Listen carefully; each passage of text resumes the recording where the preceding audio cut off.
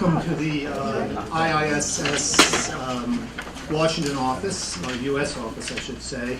My name's Dana Allen. I'm Senior Fellow for U.S. Foreign Policy and Transatlantic Affairs and editor of the journal Survival. I'm usually based in London, but for various reasons I'm spending a good 3.5 months here in Washington in this office. I mentioned that I'm editor of Survival, and it is in a certain sense an outgrowth of that job that enables me to welcome our two speakers today, who are authors of pieces in the latest issue of Survival. I think it's the latest issue, although I lose track.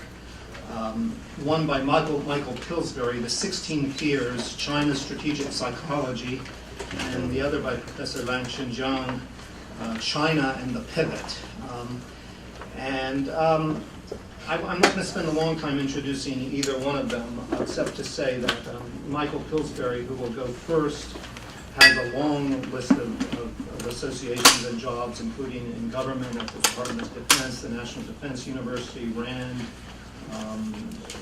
working with Congress, and the list goes on, and is it's fair to say, a veteran and very astute China hand. Langchen Zhang is an old friend of mine who was actually a PhD student at the same time I was in European Studies at Johns Hopkins SAIS. And if we had time, which we don't really have time, Langchen could give you a long, gripping explanation of why he wanted to study European studies rather than what people expected him to study, which was, when he came here, in either the first or second generation of Chinese students coming to the United States. But the other thing to say, because in the context of what is set up not as a formal debate in any way, but obviously a presentation of a, I think a reasonably nationalistic Chinese view, and I would argue a reasonably nationalistic American view, is that Michael Pillsbury and Langchen Zhang are also very close friends and have traveled together in China, and so their debates, I think, take place not only in rooms like this, but on long trips in China. So I'm going to leave that. The introduction to that. Let me just let you know, this is just a test of the fire alarm. I told them not to do it from 11 to 12, but they disregarded my direction. Is that why you're sealing us in? Yeah. Well, my hearing is not this was. Both are going to give initial presentations of 10 or 15 minutes maximum, and then we'll open it up to more general discussion. Michael. Thank you, Dana. Why don't I begin by criticizing Professor Zhang's article in the current issue of Survival, say what I think is really wrong about it, and then present some of my own findings from my article. And then if he wishes to attack me or praise me, it's up to him. I think from my point of view, the current policy debate in Washington is one in which I take sides. I'm a very strong, enthusiastic supporter of the Obama administration's rebalancing to Asia. The most detailed account of it so far was given by Deputy Secretary of Defense Ash Carter about a month ago at the Wilson Center. And Ash Carter listed the specifics for the first time in public what the rebalancing is all about. He listed equipment and military assets, people who will be freed up by the end of the wars in Afghanistan and Iraq, and said they are going to be rebalanced, as kind of a verb as well as a noun, by moving to Asia. And at the same time, he said something which, as others have said, to reassure the Chinese, this is not about you. It's in no way designed to balance against China. We want the Chinese military in particular to be part of this process. We want increased Chinese dialogue, exchanges, joint exercises, to expand the cooperation between the U.S. Defense Department and all of its arms and the People's Liberation Army. So I commend that to you. It's online. It would take a long time to run through the list, but he does give an explicit list of not only transfers from the Middle East, but also new research and development, new kinds of weapons. He lists a new stealthy bomber. It's quite an expensive program. And there's a couple questions from the audience that are also online where they say, well, gee, won't this upset China? And he says, no, you'll see that the Chinese will not be concerned about this rebalance. Now along comes Professor Xianlan Xin with this alarmist article saying that Americans the Obama administration has started a new Cold War against China. It claims that it's not doing this, but he, as well as I guess most Chinese leaders, see through this American plot, and he, Professor Xianlan, lays out the number of Chinese leaders and scholars who are aware of this. Essentially, I think he's warning the Americans, this won't work. We're on to you. We Chinese are on to you. And there's going to be a counterbalance to the rebalance. If Professor Xiang is right, this would set up President Obama and his team for a major failure.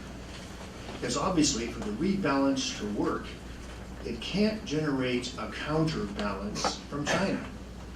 So one of the points I make in my article is look how much the Chinese military potentially will have to spend over the next 10 or 20 years.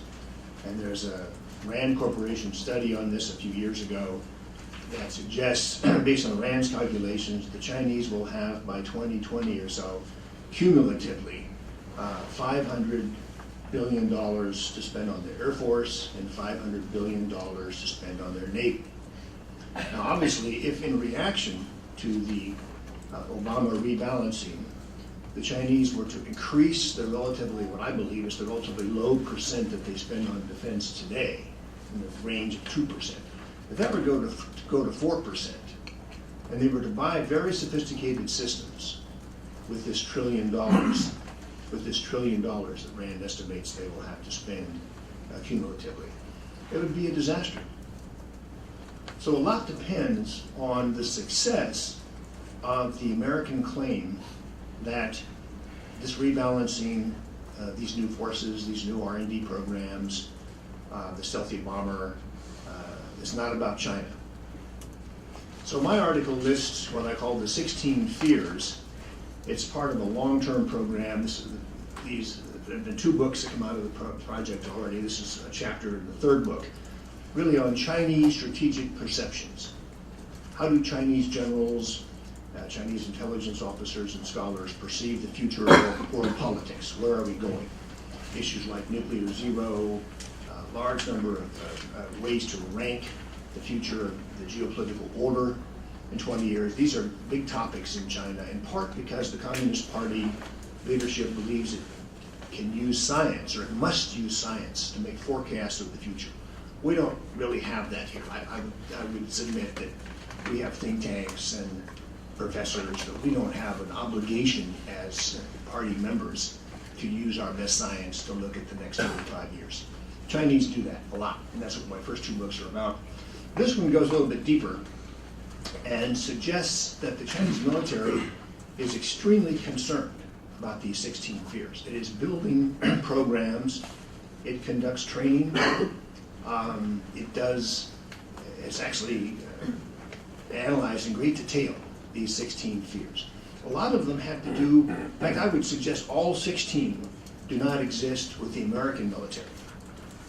So in other words, we as Americans are deeply challenged to try to think ourselves into Chinese shoes.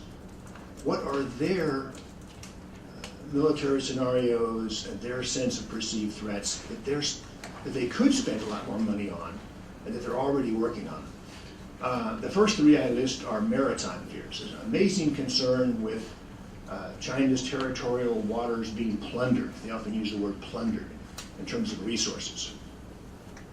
Tremendous concern that the geography offshore from China has a lot of little islands that they say the enemy is going to fortify in wartime and is beginning to fortify now, and this can blockade China.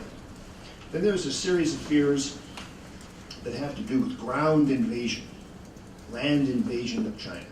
One internal book, quite fascinating, lists the main military corridors that invaders have used over the last 1,000 years or more in China, and they talk about the need to reinforce our defenses in these corridors. They do things that are very strange to our military. Huge exercises, one's called Northern Sword, where almost 3,000 Chinese tanks get together, airborne troopers fly in, and they simulate a kind of invasion coming from the north. So this is another fear, a kind of armor invasion that the Chinese military actually exercises against. It's not just sort of an imaginary seminar paper.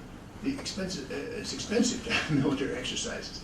Then there's a set of fears that have to do with ethnic groups receiving weapons from overseas and rising up, so that in the middle of a crisis, China would be, a term they use a lot is dismembered, would be dismembered by internal ethnic groups receiving aid from abroad, and sometimes they work the Dalai Lama into this narrative. So you can see the challenge for Americans to understand, to think our way into the Chinese strategic mind is quite difficult. I don't think I have time to do all 16 fears. Very strange set of fears concerning network attack, cyber warfare against China.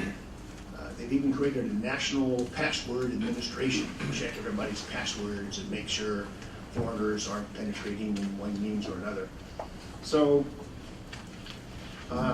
aircraft carrier movements that put American aircraft carrier fighter bombers in range of China. This comes up for a lot of analysis. How can we sink American aircraft carriers before they get too close to us? Tremendous interest in, and I use the word fear, in American Air Force exercises that come anywhere within 1,000 miles of China. Great interest and fear about America improving its defense alliances with South Korea, Japan, President Obama going to Burma in a few days. In some accounts is seen as stealing Burma away from the Chinese sphere of influence and sort of somehow putting it in geopolitical terms of 2,500 years ago. These kind of maneuvers are underway all the time by the United States. So what we have here, it seems to me, is a way to measure the success. And then the second half of the article, with Dana's indulgence, I would put in roughly 10 new policy ideas that other people had, not myself, but other people had proposed, and I cite their ideas.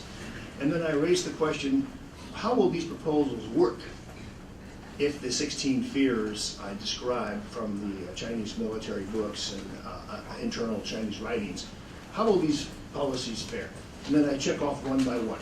How will reassurance work? How will efforts to reassure China and have a dialogue and say the rebalancing is not about you? Probably be a major challenge, if I'm right. Number two, how about bilateral arms control with the Chinese? How about sort of Cold War style arms control talks? Well, the Chinese seem to feel that disclosing their weapon systems, how many nuclear weapons they have, where they are, or what their plans are for the future, is absurd. They actually tell us this would give away one of our greatest deterrence secrets against you. So bilateral arms control, probably very difficult to achieve with China. What about efforts to do joint exercises or things where we are portraying ourselves as China's friend? We want to cooperate. Also, probably very difficult if this level of distrust is as high as I suspect it is.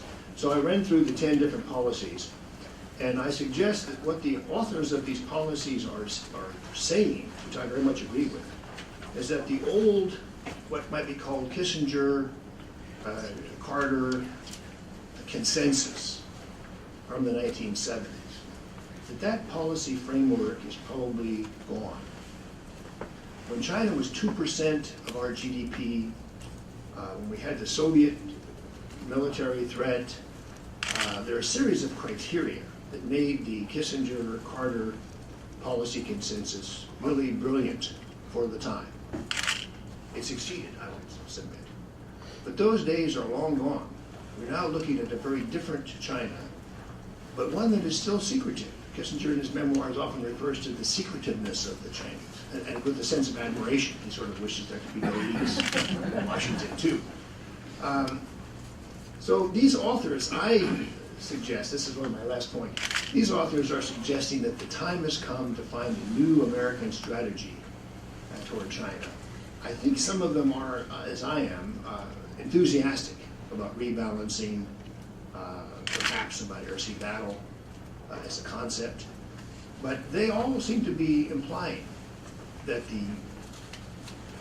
that keeping the Chinese in some sense relaxed while we rebalance is going to be difficult, if not impossible. And one last fear I didn't mention in the book is the Chinese fear that we Americans are in decline, as David Galeo puts it, according to Professor Chang, a morbid decline, but we don't know it. We're still sort of arrogantly trying to lead the world. We don't understand that we're on a decline course, either like that or more shallow. So they believe they're dealing with a dangerous, potentially dangerous United States. This gives them a 17th fear, if you will. So is that enough to get started? That's absolutely fantastic and right on the spot, 15 minutes. So I'm very grateful to you on both counts. And he's laid out, mentioned quite a menu, including he got in first to describe your thesis, so your argument. So you can tell us if you got it right. Well, yes, I think Mike got my point right, no problem. And I actually do not disagree with him on most of his 16 fears. What I do not agree with him is whether or not these fears you outlined are really a consistent or coherent. In other words, you can weave them together as being a coherent strategic psychology of the Chinese leadership or the Chinese military. It isn't that part I'm having some doubts. Well, we were this summer, we were together in Beijing talking, you and me, we're talking to all these top think tankers, and you put them in a very difficult position on many of those strategic military issues, if you recall, in Chinese also. You debate directly with them in Chinese language, which is understandable, precisely because, in my view, is that this is a system, it looks like, in appearance, it's a one-party dictatorship, but in reality is highly decentralized, I would say maybe a fractionalized kind of system where you probably no longer able to define a kind of coherence as you may be able to define before, during the period of Kissinger-Nixon time or Mao period. This is something I think is really changing. Now, in my article on the same issue, survival, this is exactly what I'm worried about. That is, we are seeing two kinds of long-term transition. One in the United States, which is the presidential, but also we can see the policy transition from a relatively easy to define a kind of policy we know before, but now seem to be moving into a very different phase of American China policy.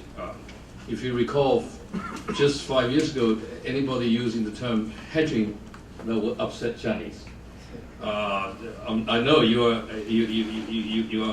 credited with creating that term of strategic hedging against China, But on the other hand, today, if you still use hedging as a concept, has no ripple effect whatsoever, because they are so convinced for the past few years that the Obama administration has already embarked on a serious policy, very similar to the initial period of the Soviet-American Civil War. That is somewhere between 1946 and 1950, before the Korean War at least. This is very much look like that kind of increasingly moving towards the direction of institutionalized and militarized version of the Cold War in Asian Pacific. And the then Chinese response obviously is that we have to be prepared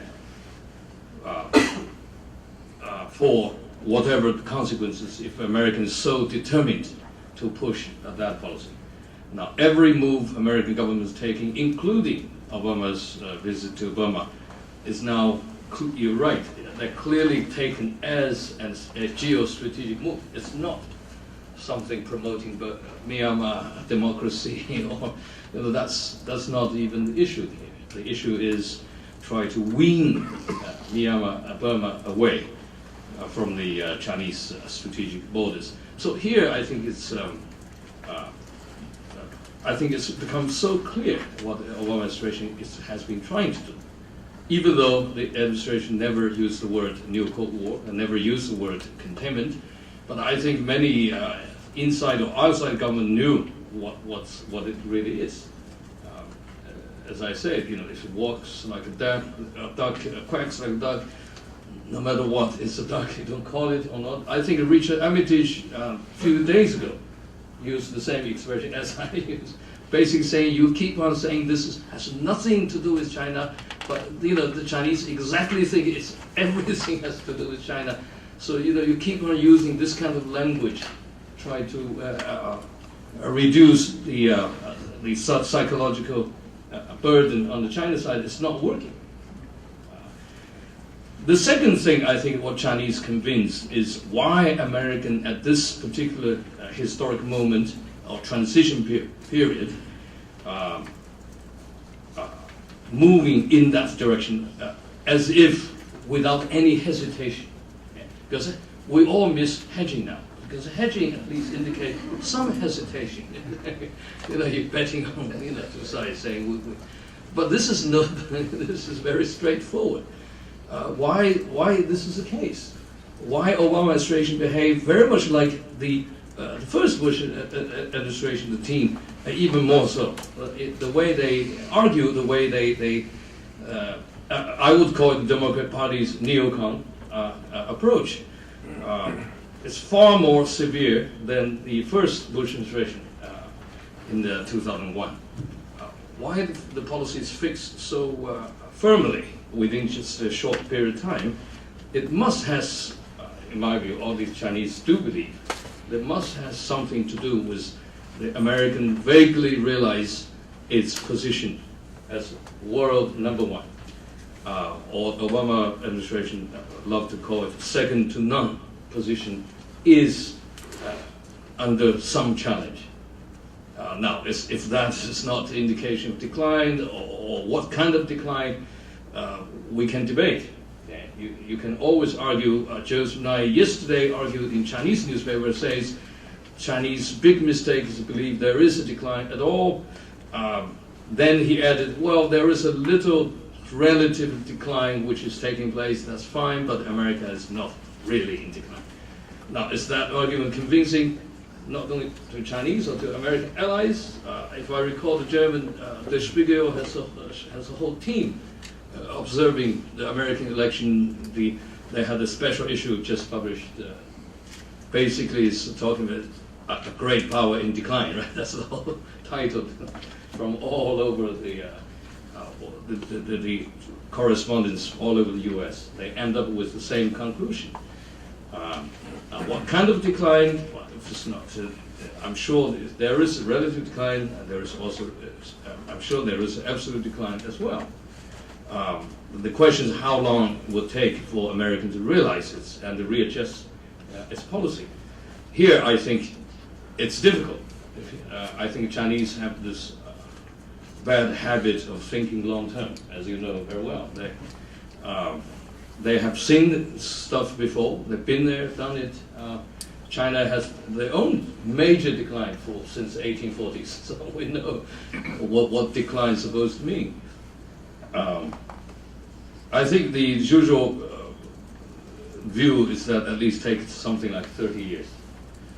This is also known as a post-imperial time lag complex. That usually takes 20 to 30 years for a superpower to realize it's no longer the second to none, or at least is under challenge. So this is the most risky, most dangerous period, most fluid period, where every sign of the second coming up, whatever that power does, or whatever the signs or symbolic things that power does, would create much bigger psychological effect than before. So this is also the period I think probably the Americans are more willing to take risks, try to ensure that declines not continue. So this is, I think, it is the conclusion, in my view, of the Chinese leadership. So it's very difficult to reverse that conclusion. If you read the 18th Party Congress report, if you compare the National Security Party with the last Congress, two things very obvious. One is last Congress on national security, part of the report says we will never engage in arms race. That sentence is gone. For a very good reason. Now, why it's gone? Because China realized this is a golden opportunity where the charges against China on military transparency, finally we can kick it back to the United States, because the United States is doing everything that looked like a containment but never admit it is a containment. Therefore, Americans are responsible for this whole transparency. China simply, they simply respond to whatever weapon system you guys doing, and we will try to catch up as much as we can. I don't think they can catch up in the very short term, or 20 or even 30 years. But at least this is provide them with a guidance. It is Obama policy of rebalancing actually provide a guidance for its own arms race with the United States. This has been consensus. The second thing this current Congress did not mention, we are not going to have peace with everybody. Now, this is the original line. Today we say we have to build a defense system to contribute to world peace as a great power's responsibility. Now, that language has never appeared before. So I think these two major changes in their language certainly come from this conclusion about Obama administration's China policy. So I think this is the real risk here, since we can open for specifics, but I'm just saying the real risk here is the tendency to militarize this debate, the tendency to institutionalize this current structure in Asian Pacific of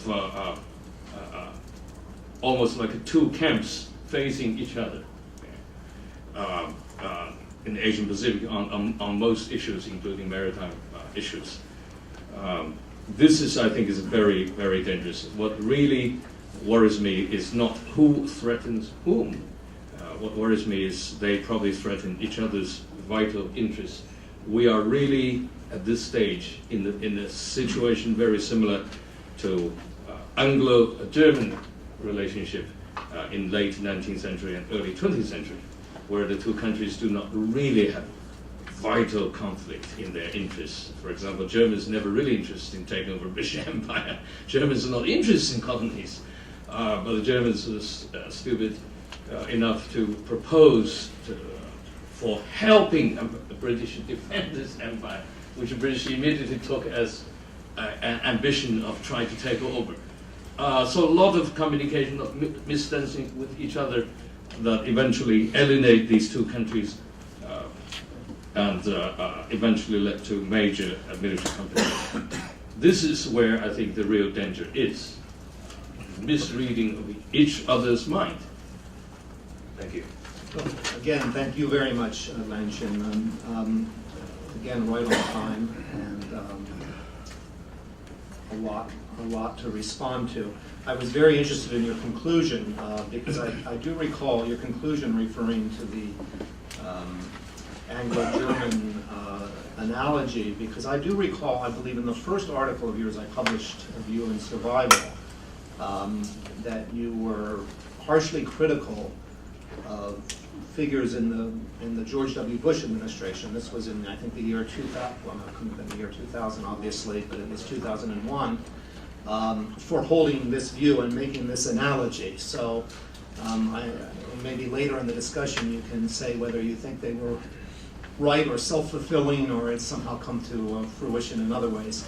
But let me, I mean, we have two panelists here who are going to, in most cases both respond, although I may be gathering questions. So I need to apologize in advance if I don't get to all of you. But so far I only have one hand. Chris Nelson. Yes, to state his affiliation. I do. Thanks, Chris Nelson. I'm Hell for Peace. I do something called the Nelson Report, and for the last 3 or 4 weeks now, I've been running sort of a colloquy or dialogue with friends and think tanks and some people who are anonymous in the government and elsewhere on exactly what you guys have been talking about. And it's been fascinating to me because I don't hear you disagreeing on anything. You're really describing two sides of the same kind of things that you're worried about, miscommunication and not communicating. The thing that came out last week in one of the colloquies that really struck me refers back to your point about this Cold War Soviet, that we think when we're talking about containment that we've explained it as simply not simply, as a tactic within the still remaining overall strategy of engagement with China. And your guys are hearing containment as the Soviet Cold War use, where we were deliberately trying to degrade Soviet, we were really going after them without actually shooting at them. We don't see it that way. But I noticed that in what you're discussing, we haven't discussed, has the U.S. changed its fundamental policy of engagement with China? And isn't containment, whether it's the rich army to say it's about China, face it up, or not, isn't containment still part of a hedge tactic, where the overall policy remains engagement? And isn't that a better way for the U.S. and the Obama people to be talking to China and China's leadership, saying, no, you're putting a small part of it at the top, and that's not what we're doing. So thanks.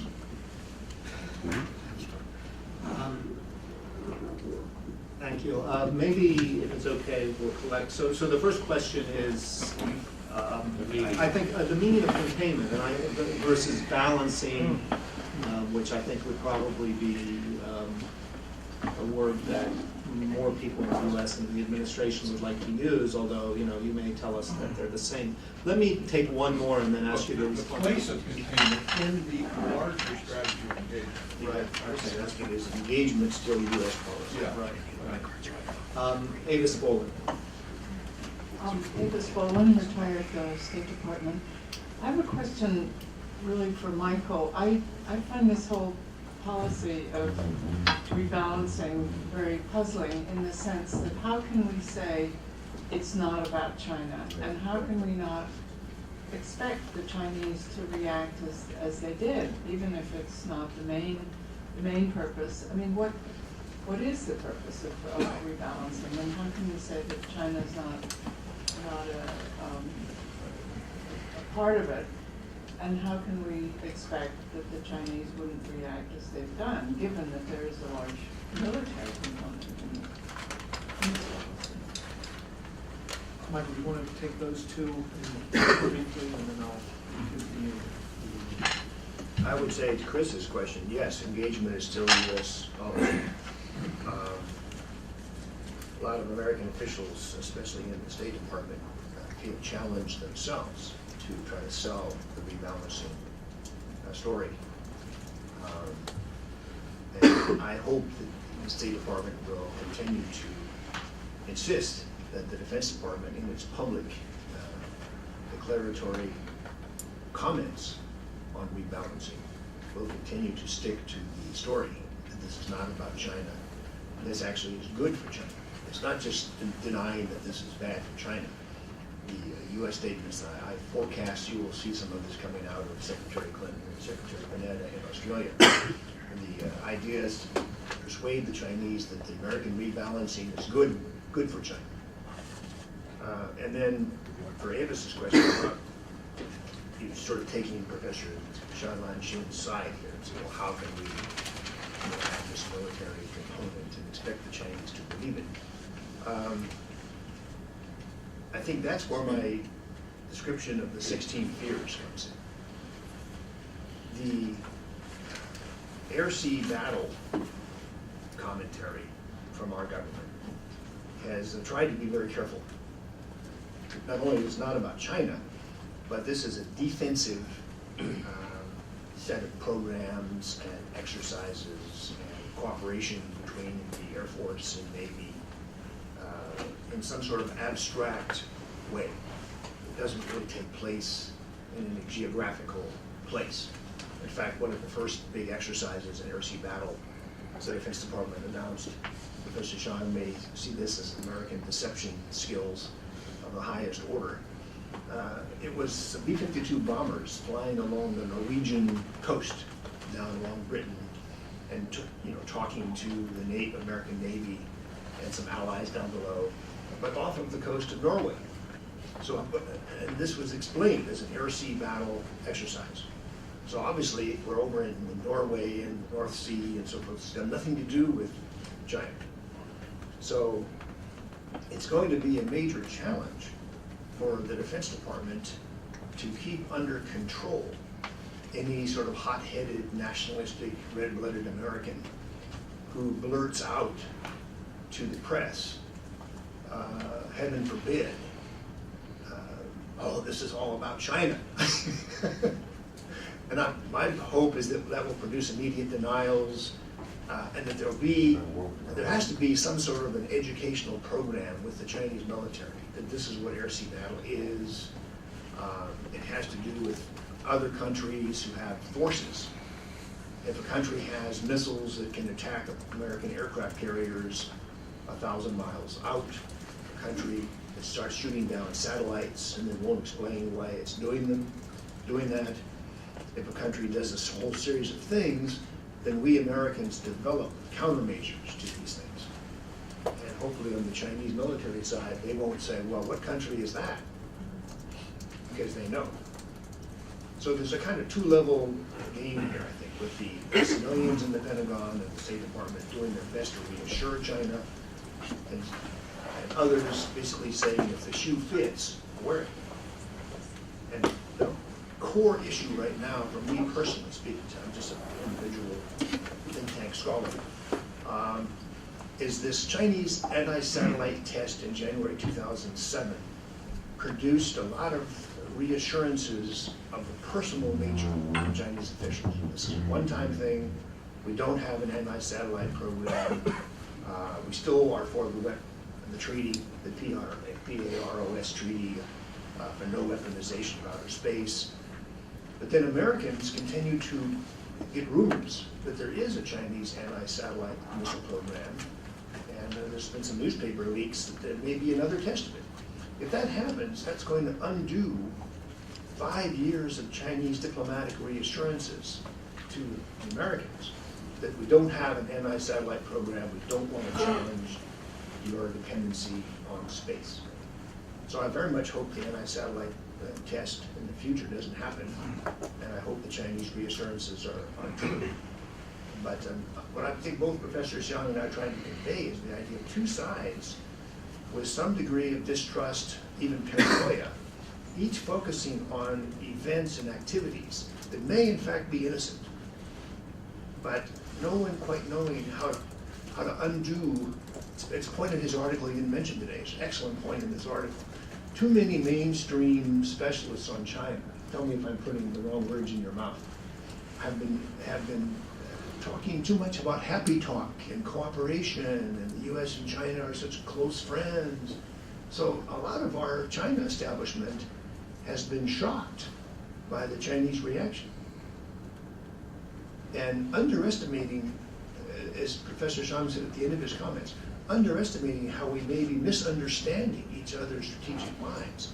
That's got to be laid as irresponsible behavior by American China experts over the last 20 years. Just too much happy talk and too much papering over, oh, our two great countries can work together, when in fact it seems they're really difficult disagreements, right? Yeah, just a quick point about Chris mentioned engagement.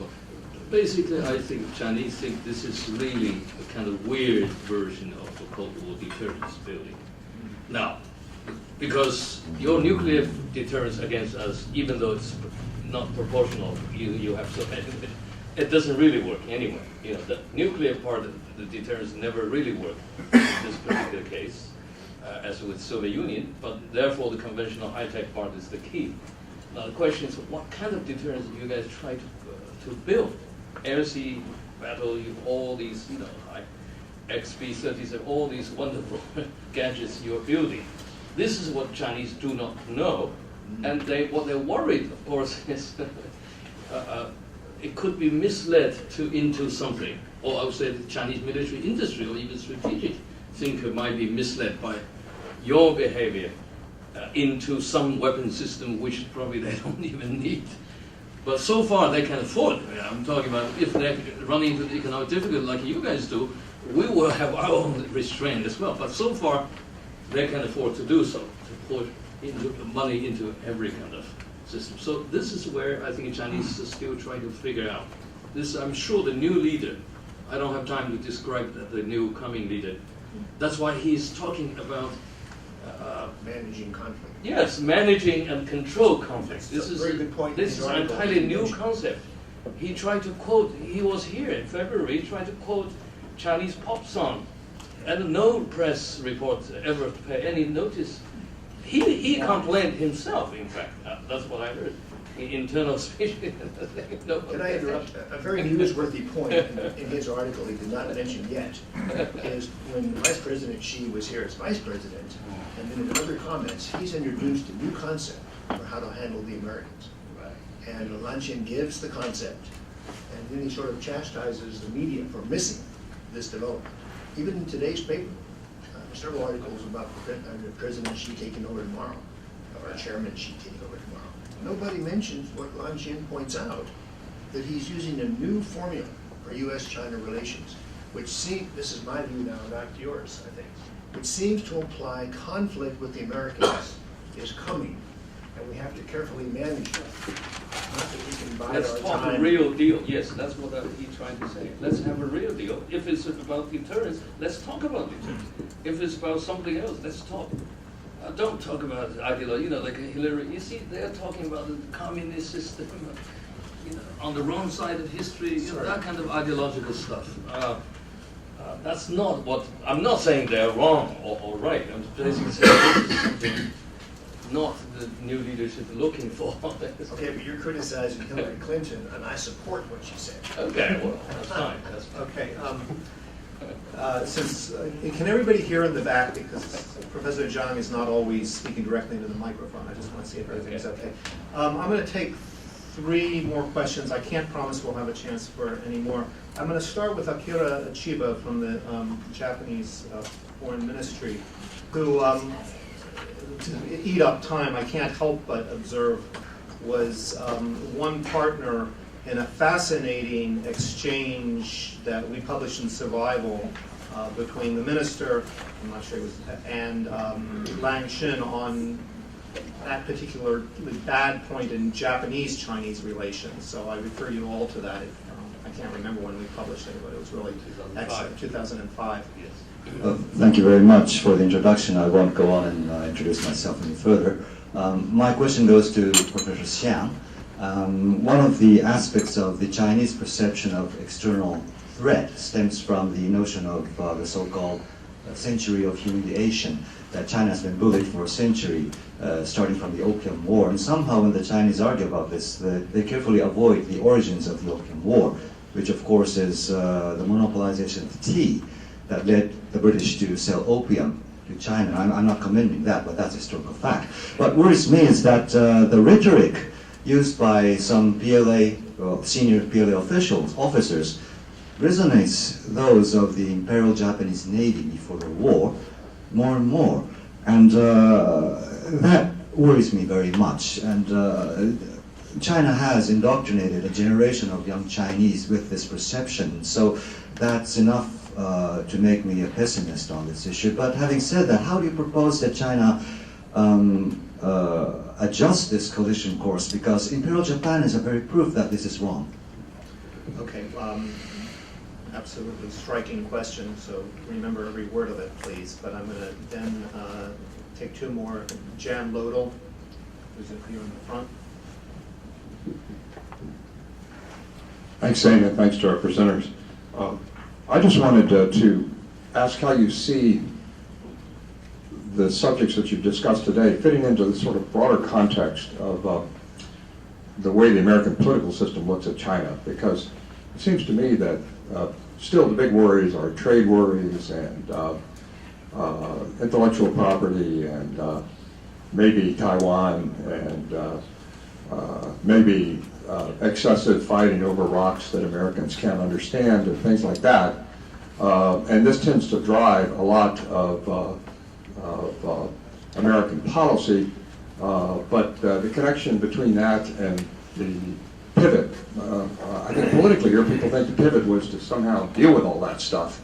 And in China, they don't think that at all. They think the pivot is as you described it. And finally, right here in the front. My name is Arnold Zeitlin, and I teach in Guangzhou. Two questions, really. Dr. Pillsbury, you already sort of approached one answer to the question. The pivot, the rebalance itself is a reaction, I believe. And I wonder if, Dr. Jiang, if the Chinese realize this. And two, how does it seem from China that the United States can go to friendly powers such as Australia, Japan, Korea, Singapore, Thailand, and there doesn't seem to be any similar aggregation allied with China? Does China feel very isolated in Asia? In a way, is it self-containing itself? When you say, just to clarify, the rebalance is a reaction to Chinese military rise? Or, yeah, okay, just I assume that's what you're saying. Chinese themselves recognize. Okay, Lenshin, why don't you start on these three excellent questions? Okay. Well, I think that the Minister Chiba's question, of course, is very important about Chinese nationalism, how they teach their kids. Well, I agree with you. I recently wrote an editorial in Hong Kong paper myself, attacking Chinese nationalism, especially vis-a-vis the dispute with Japan. That has been a very serious problem, but the issue is not about how to define the so-called 100 years, 150 years of the humiliation. The issue is really about the concept of what the human history. Remember, the nationalism is not the Chinese invention to begin with. I mean, it's invented in the West, and together with a racial argument, that's these two things combined together, which Chinese resist for many years. Eventually, they accepted, saying this perhaps is the argument. It's the social Darwinism, which is far more influential in China than anything else, in my view, since modern China. Our leaders frequently use the same argument, including Communist Party. Basically, it's a social Darwinist argument. Try to sell their version of nationalism. That has been a very, very risky business. My argument, I agree with you, but my argument is this current leadership actually realizes this even more than the previous leadership. Much better understanding of nationalism than people like Jiang Zemin generation or even Hu Jintao generation. Precisely because they went through a very different experience in their lifetime. This is my generation, so we are the only generation who really suffered from the beginning to the end. That's finally recovered. This is a very unique generation. So this is, I think, they are patriotic, but they are not going to be extreme nationalists. This is, I'm very confident about this collective identity here. But as I say, I agree with you. You know, nationalism is a tiger. I mean, you can ride the tiger very fast towards a certain direction, but if you get, you know, you fell down, you get serious injury. So I don't think leadership dare to use nationalism as the major weapon against even Japan in this case. So on that issue, I'm actually more confident that there will be a reversal very soon. Now, the point, no, I think I'm not entirely clear about your question, but can I start with your question? Yes, I just very quickly your question about the reaction. Yes, you can argue this is American argument, of course, saying Chinese assertiveness results in American rebalancing. Now, if you really look at the timeline, what happened since Obama came to power, I have doubts about that. We don't have to go into it. You think about it, starting with Obama's first visit to China, with this G2 talk, Chinese rejection of G2 immediately, and then we have the Steinberg, Deputy Secretary Steinberg tried to work out a new concept, strategic reassurance. Chinese say, we love it. We hate G2, but we love strategic reassurance. But then Americans drop it, say, we don't want strategic reassurance. So there are, I wouldn't say it's only because the Chinese seemingly assertiveness. I think it needs more concrete proof to explain what assertiveness really reflected. What I can say is that we had the Chinese foreign policy makers last 2-3 years. They did make huge strategic mistakes. I'm talking about diplomatic mistakes. Two things. One is Mr. Daibingguo's assertion of core interest that covers South China Sea. That's the wrong concept. That he himself withdrew in the end, but now it's stuck there. This is the indication Chinese great ambition taking over South China. That's not a Chinese plan. I don't think there is ever thinking it's a long-term plan about using this as it's a mistake. It's a mistaken concept. The second mistake is Chinese foreign minister behavior in Hanoi 2010. This foreign minister conference, and Americans work out a kind of entente behind China's back, and suddenly start attacking Chinese secretly. Yes, very successful. This is grand. This is also a grand failure of Chinese intelligence as well. I mean, they know nothing about it. Our foreign minister fled up and began to use a very, I would argue, not quite decent language, especially attacking Singapore, a small country like that. So it's not, these are the two, in my view, not well planned. Here, I would argue, again, at the beginning, don't think Chinese national security policy making is a coherent, we don't even have a National Security Council. That concept has been floated for 20 years. Because the Politburo, the Bolshevik system we're having, they cannot create a national NSC. It's very chaotic. I'm going to interrupt you because it seems to me, I'm going to ask you to speak some more actually, because it seems to me that what you've just said, comes right to at least my interpretation of Jan Lodol's question, which is, you are warning us Americans and other foreigners not to superimpose or imagine a coherent strategic plan on the part of the Chinese. But either you or at least the Chinese leadership that you are trying to interpret for us does assume rather coherent strategic purpose to everything the United States is doing, and a possibly hostile one. Now, I mean, I may be overstating what you're saying. I may be overstating things, but you see the problem, don't you? I mean, are you finding a difference? Do you actually imagine that the United States is more organized and more coherent and more strategic than China? Please explain that. No. I think at several occasions you do see a high coherence in American foreign policy making. One is NSC 68, right? That we all know. That at least they correct. No. But they tried. The second period they tried to have a coherent policy is the first Bush administration and the neocons. That's why I'm trying to say neocons actually they always come up with a more coherent way of thinking, and the Democrat Party for the first time in my experience, I never seen Democrat Party have a neocon kind of way of thinking. This is this is Obama movement. It's coming. They are thinking like a neocons. Very coherent in my view. Very well coordinated policy. Okay, well, thank you very much. I'm going to, with huge apologies to everyone who didn't get to make a comment or ask a question, we are going to have to conclude now with some final comments and responses from Dr. Pillsbury. Thank you, Dana. I have some praise for IISS, and you personally, which is sort of an answer to Jan Lodell's extremely important question.